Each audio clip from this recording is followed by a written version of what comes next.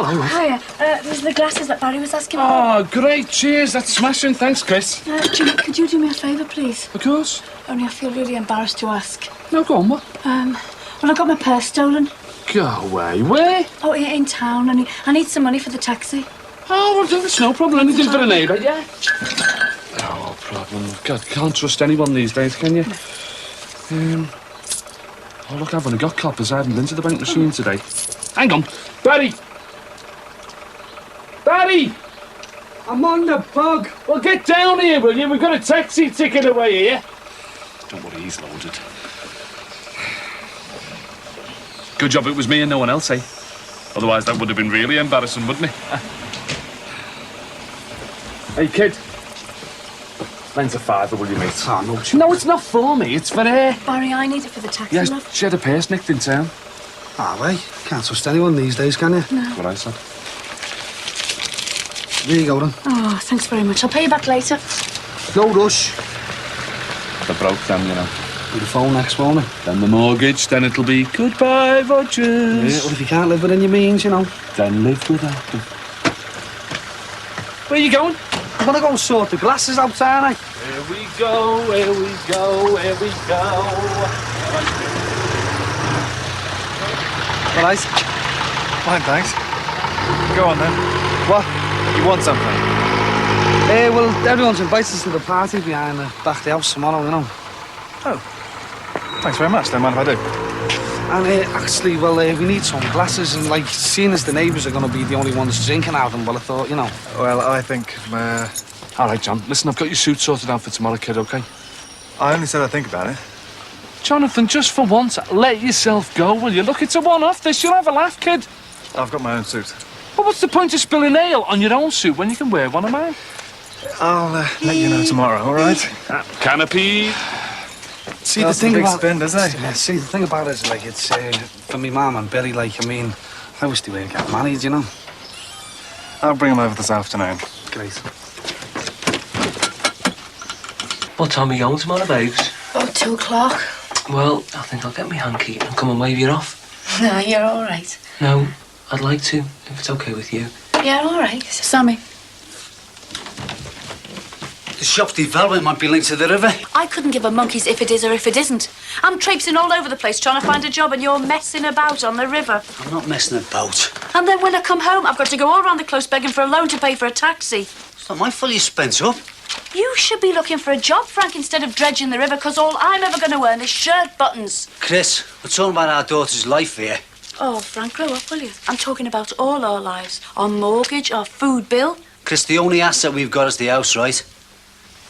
Well, that's the only sensible thing to come out of your mouth for ages. Well, if we find out there has been some illegal dumping by the shop developers and the river is polluted, our only asset is devalued like that. Even if that's true, there's nothing we can do about it. I'm going to get the environmental fella around here. And if they find anything, I want it cleared up before all the kids in the neighbourhood end up like our Katie. Frank, I agree with you, love, but you need to get your own house in order first. You're unemployed and we're going broke fast. But that doesn't mean to say we can't do anything about it. Because whatever happens, Chris, we're entitled to a decent living. And I am prepared to fight for it. Tough talk impresses no one. You ought to get your priorities right.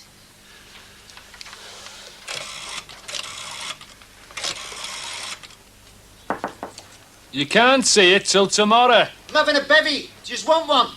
Go away. I live here. Well, it's better out than in, isn't it? You what? Come, Ed, what? Well, it's the icing on the cake, isn't it? Pete's sick about Lisa. He only got what he deserved, really, didn't he?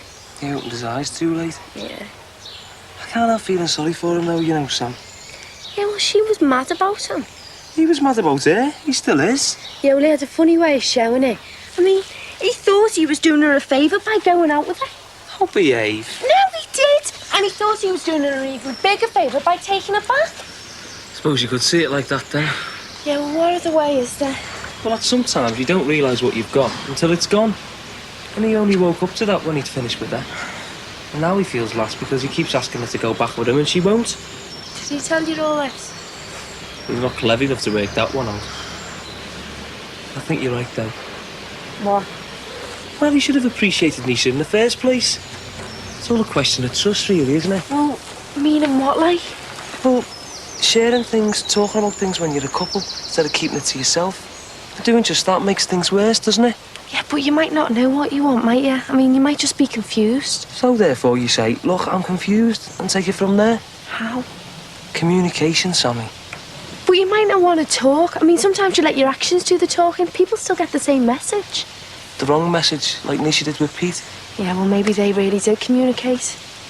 Yeah, well, if it ever goes like that with me and you, I hope we got the sense to talk about it. Let's have a look then. Not till tomorrow. Oh, come on. Get off. I'll let you see me suit. I don't want to see your suit. You can't. It's bad luck. Hey, Jimmy, can you believe this, eh? As Plato once said, yes, I can. Did he fit or what? Of course they fit. We just had them altered. Maybe I had to have them altered again. Oh, hey, that was supposed to be our secret. He's turning this place into a butty factory, you know that? Yeah, and we could do with a few more hands down on the shop floor and all. Come on, come in. OK, you're on. Listen, why don't you go next door and see if they'll have our dresses there till tomorrow? Good idea, will do. All right, thanks, mate. Jimmy! Oh, yes. Now, can Jimmy Corkill organise a class act, or can Jimmy Corkill organise a class act? I'm impressed. So am I. We'll be safe. These are legit, aren't they, Jim? As clean as the suits, mate. Hey, who's the white one for? Me. The best man.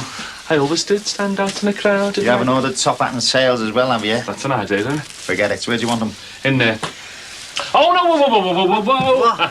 No, can't go in there, tradition. Ah, come on. Listen, the wedding cake's in there, and the bride and groom don't get to see it until tomorrow. That's not a tradition. It is today, and it is now, so ta-da. If he ever gets married again, I'm going to turn his do into a Busby Berkeley extravaganza. Oh, don't hold your breath. So, How about a hug? oh, hey, you told me we were going to have a quiet wedding. We are. We're going to have a quiet wedding in a quiet garden with 500 quiet guests, quietly getting paralytic. No bother. Can't we sneak away? Quietly. We're just going to have to enjoy it then. Hmm? Oh.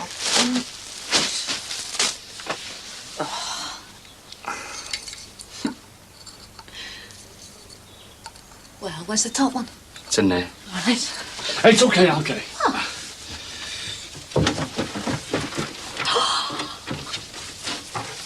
This from Gordon?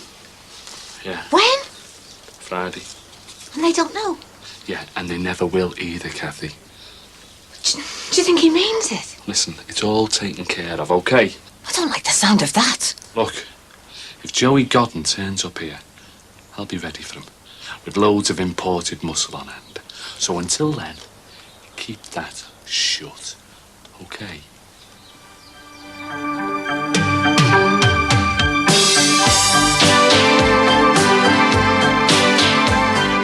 Animal Rescue Mix tries to bring a horse and rider to safety after slipping down a cliff.